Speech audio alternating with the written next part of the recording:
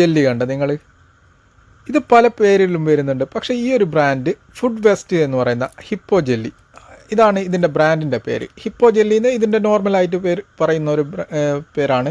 പക്ഷേ ഈ ഒരു ഫുഡ് വെസ്റ്റ് എന്ന് പറയുന്ന കമ്പനി പല പേരിലും അറിയപ്പെടുന്നുണ്ട്. പക്ഷേ ഈ ഒരു ഐറ്റം അറബികൾക്ക് ഏറ്റവും പ്രിയമുള്ളതാണ്. കാരണം അവരുടെ കുട്ടിക്കാലത്ത് ഏറ്റവും കൂടുതൽ ആളുകൾ വാങ്ങിയിരുന്ന ഒരു ജെല്ലിയായിരുന്നു ഇത്.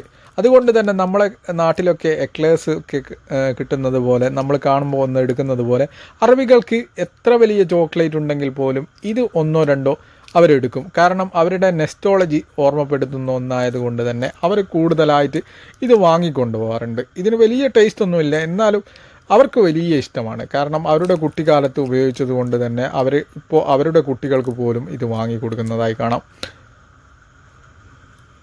ചിലരിത് മൊത്തം ഒരു ബോട്ടിൽ തന്നെ വാങ്ങുന്നുണ്ട്. ഇതിന് വലിയ പൈസ ഒന്നുമില്ല. ഒരു റിയാലിന് 4 പീസായിട്ടാണ് കടകളിൽ കൊടുക്കുന്നത്. അപ്പോൾ ഈ ബോട്ടിൽ എനിക്ക് തോന്നുന്നത് 20 റിയാലോ 15 റിയാലോ അങ്ങനെ എന്തോന്നാണ് വിൽക്കുന്നത് കടകൾ.